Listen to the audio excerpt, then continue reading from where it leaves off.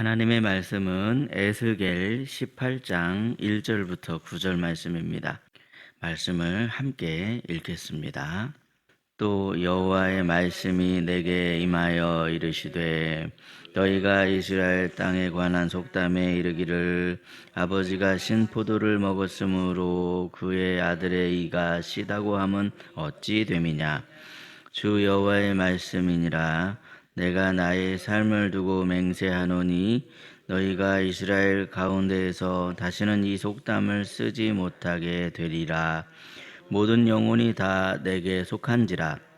아버지의 영혼이 내게 속함같이 그의 아들의 영혼도 내게 속하였나니 범죄하는 그 영혼은 죽으리라. 사람이 만일 의로워서 정의와 공의를 따라 행하며 산 위에서 재물을 먹지 아니하며 이스라엘 족속의 우상에게 눈을 들지 아니하며 이웃의 아내를 더럽히지 아니하며 월경 중에 있는 여인을 가까이 하지 아니하며 사람을 학대하지 아니하며 빚진 자의 저당물을 돌려주며 강탈하지 아니하며 주인 자에게 음식물을 주며 벗은 자에게 옷을 입히며 별일을 위하여 구워주지 아니하며 이자를 받지 아니하며 스스로 손을 금하여 죄를 짓지 아니하며 사람과 사람 사이에 진실하게 판단하며 내 율례를 따르며 내 규례를 지켜 진실하게 행할진대 그는 의인이니 반드시 살리라. 주 여호와의 말씀이니라. 아멘. 오늘도 이른 새벽에 은혜를 사모하여 모인 여러분의 삶에 하나님의 은혜와 평강이 가득하시기를 예수님의 이름으로 축복합니다. 여러분은 하나님을 어떤 분이라고 생각을 하십니까? 우리 하나님은 죄에 대해서 책임을 지우시며 심은 대로 거두게 하시는 하나님이십니다. 그러니까 우리 하나님은 모든 사람의 중심을 낱낱이 아시고 공의로 심판하시는 분이십니다. 물론 우리 하나님은 우리가 나쁜 걸 심지 않고 좋은 걸 심어 좋은 열매를 맺도록 우리를 용서하시고 사랑으로 이끌어 주시는 분이십니다. 그러나 성경은 분명하게 말씀합니다. 심판날에 변명하기를 나는 어쩔 수 없었습니다. 내 부모가, 내 환경이, 내 시대가 나를 이렇게 만들었습니다. 그런 변명은 심판주 앞에서 통하지 않습니다. 오늘 말씀은 바로 그 점을 우리에게 일깨워주고 있습니다. 그런데 첫째로 이스라엘 백성들은 죄에 대한 책임을 무조건 회피하려고만 했습니다. 본문 2절 말씀 보시면요. 에스겔 시대 이스라엘 백성들에게 유행하던 이 속담이 기록되어 있는데요. 그 속담은 아버지가 신포도를 먹었으므로 아들의 이가 시다 하는 그런 속담이었습니다. 과연 여러분 이 속담이 무슨 뜻이겠습니까? 이 속담은 한마디로 말해서 조상 탓을 하고 있는 그런 속담입니다. 이스라엘 백성들은 생각하기를 우리가 이렇게 고생하는 것은 다 조상 탓이다. 우리가 죄를 지어서 벌을 받는 것이 아니라 조상 대대로 이어진 조상들의 죗값을 지금 우리가 치르고 있는 것이다. 그런 생각을 하고 있었더라는 것이죠. 이처럼 이스라엘 백성들은 자신의 죄는 외면하면서 책임을 떠넘기는 데에는 능숙했었던 그런 사람들이었습니다. 그런데 여러분, 정직하게 생각을 해보시면 우리도 이스라엘만 뭐라고 할 수가 없더라는 것이죠. 왜냐하면 우리도 종종 비슷한 생각을 할 때가 있기 때문에 그렇습니다. 내가 부모님만 좀 더 잘 만났어도 지금 내 성격이 이렇게 된 것은 다 내 환경 때문에 그런 것이다. 지금 세상이 이런 모양이기 때문에 나는 어쩔 수가 없다. 뭐 이런 식의 생각들을 우리도 할 때가 있더라는 것이죠. 그런데 하나님께서는 각자의 책임이 있다. 그렇게 말씀을 하시는 겁니다. 물론 죄의 기원이 성경을 보면 아담에게로부터 시작이 되고 있다. 이렇게 말씀하고 있는 것을 보게 되죠. 그러나 그렇다고 해서 우리들 각각의 죄의 그 책임이 각각에게 없다는 그런 말씀이 아닙니다. 창세기의 말씀을 보시면 에덴 동산에서도 어떤 일들이 일어났냐면 아담도 자기가 죄를 범하고는 누구 탓을 하냐면 하와 탓을 합니다. 하와도 누구 탓을 합니까? 뱀 탓을 합니다. 하지만 하나님께서는 각자에게 책임이 있다, 이렇게 말씀하시는 겁니다. 그것은 우리도 마찬가지라는 것이죠. 내가 지은 죄의 책임을 회피하며 다른 이에게 책임을 전가하려고 하는 순간 우리는 우리들 각각의 죄를 홀로 도맡아 주신 예수님을 불신하는 것이고 그분을 무시하는 심령이 되는 것이다 하는 것을 지금 말씀하고 있는 것이죠. 우리가 먼저 우리의 죄에 대한 책임을 회피하지 않고 인정할 때 비로소 우리는 주님 앞에 참된 회개를 할 수가 있습니다.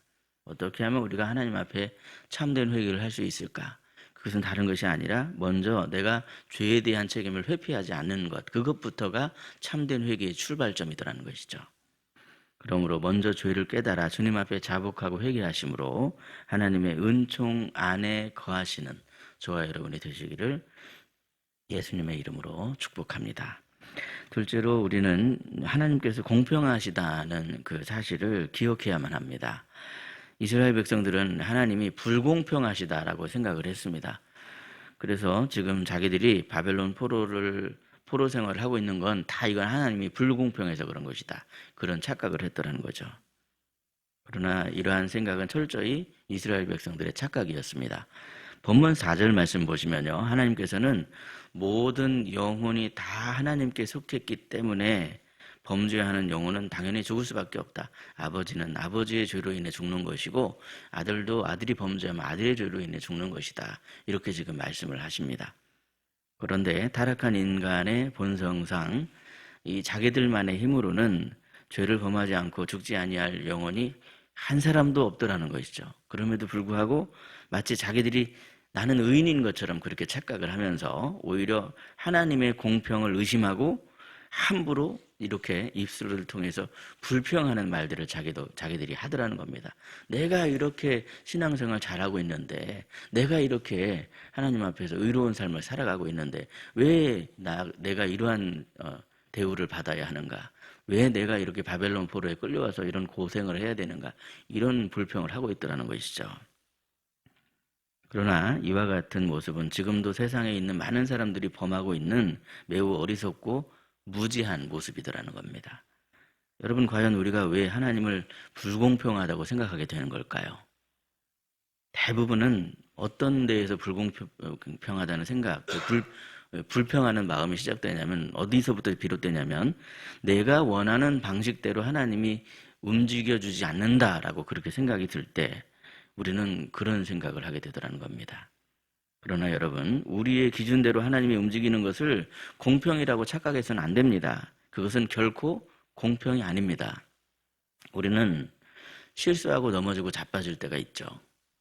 그러므로 우리가 하나님의 기준에 맞춰서 움직이려고 해야지, 하나님을 우리 기준에 맞춰서 움직이려고 하면 안 되더라는 겁니다. 하나님을 우리 기준에 맞춰서 움직이려고 하는 그런 모습이 바로 우상숭배하는 사람들의 모습이더라는 거죠. 우상숭배하는 사람들은요, 어떤 우상을 임으로 만들어 놓고 자기 마음대로 신을 움직여서 원하는 바를 이루려고 하는 그런 마음에 우상을 만들더라는 것이죠. 하지만 우리 하나님은 그런 분이 아니십니다. 우리 하나님은 스스로 있는 분이시다, 그렇게 말씀하셨습니다. 하나님 우리 마음대로 움직일 수 있는 그런 우상이 아니십니다. 하나님은 스스로 계신 분이시고 우리 하나님은 모든 영혼에게 공평하신 하나님이십니다. 모든 영혼을 나눠주신 하나님이십니다. 그러므로 중요한 것은 하나님이 내 뜻을 안 들어주신다고 하는 불평이 아닙니다. 그렇게 불평하는 것보다 중요한 것은 무엇입니까? 내가 지금 하나님 뜻 안에 거하고 있는가, 그러지 못한가 하는 자기 성찰, 그것이 중요하더라는 것이죠. 그러므로 여러분, 날마다 공평하신 하나님을 신뢰할 때, 그럴 때 비로소 그런 생각을 하게 되는 겁니다. 과연 내가 이 공평하신 하나님의 뜻 안에 거하고 있는가, 그러지 못한가. 그렇게 신뢰하시면서 하나님의 뜻 안에 내가 거하길 원합니다, 소원하시며 힘과 능력을 주시는 하나님께 은혜를 구하심으로 말미암아 하나님이 허락하시는 형통의 길을 걸어가시는 저와 여러분이 되시기를 예수님의 이름으로 축복합니다. 셋째로, 하나님께서는요, 하나님 기뻐하시는 삶을 살려고 하는 사람들을 반드시 살리시겠다, 그렇게 약속하시는 하나님이십니다. 이제 본문 6절 이하의 말씀을 한번 정리를 해보면요, 하나님께서 분명하게 이렇게 말씀하시는 겁니다.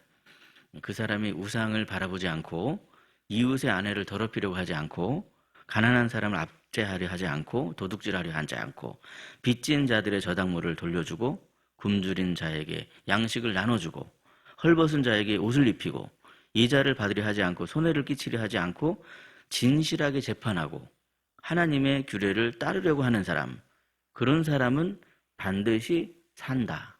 이렇게 지금 말씀하는 겁니다. 여러분, 이처럼 하나님의 정의와 공의를 따라 살아가려고 하는 그러한 사람에게는요, 두 가지 특징이 있습니다. 어떤 특징입니까? 첫째는 하나님이 싫어하시는 죄악을 단호하게 끊어버리려고 하는 특징입니다. 두 번째 특징은 뭐냐면 하나님이 기뻐하시는 선을 적극적으로 행하려고 하는 그런 특징입니다. 그런데 여러분, 이것이 바로 예수님을 믿는 믿음의 내용이더라는 것이죠. 우리가 예수님을 믿는다는 것은 말로만 믿는 게 아닙니다. 하나님이 싫어하시는 죄악을 나도 싫어해야 합니다. 하나님이 기뻐하시는 선을 나도 추구해야 합니다. 이러한 모습은 단지 우리가 교회를 다니고 예배 참석하는 것을 훨씬 더 넘어서는 것이죠. 하나님께서는 우리 교회의 출석부를 보시는 게 아닙니다. 하나님께서 보시는 것은 우리의 중심입니다. 우리의 마음을 보시고 믿음의 내용이 어떤지를 보십니다. 그러므로 우리는요, 책임을 회피하려고 해서는 안 되더라는 거예요. 하나님이 불공평하다는 생각은 사탄이 주는 오해입니다. 먼저 그 생각을 끊어버리셔야 됩니다. 여러분, 이사야 53장의 말씀에 뭐라고 합니까? 우리는 다 양 같아서 그릇 행하며 각기 제 길로 갔거늘 여호와께서는 우리 모두의 죄악을 담당시키셨다. 누구에게 담당시키셨습니까?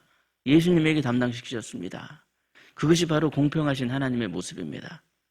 이미 다 용서해 놓고는 우리를 사랑의 자비의 품으로 부르시고 계시더라는 것이죠.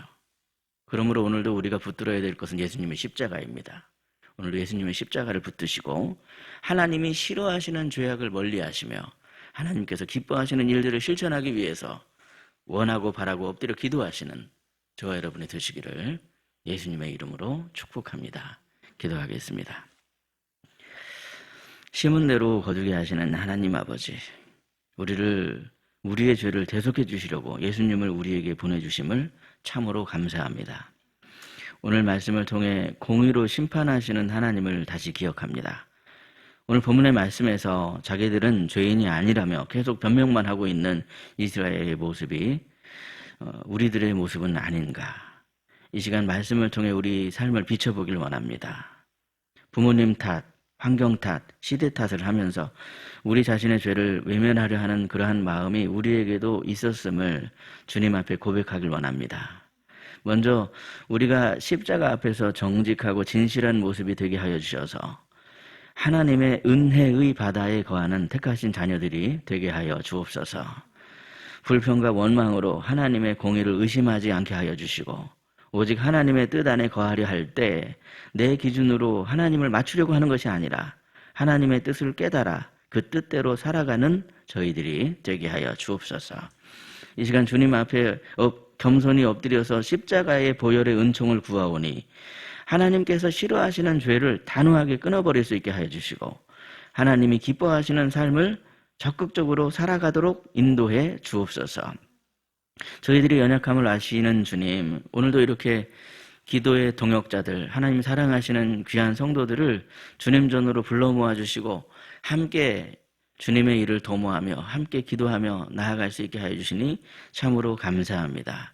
주님, 하나님의 은혜를 사모하며 주님 앞에 모인 사랑하는 성도들, 하늘의 문을 여시고 하늘의 신령한 복을 내려 주시옵소서. 주님의 은혜를 붙잡고 나아갈 때 십자가를 붙잡고 나아갈 수 있게 붙들어 주시고 그리하여서 주님이 주시는 힘으로 능으로 하나님이 기뻐하시는 형통의 길을 걸어갈 수 있도록 붙잡아 주시옵소서.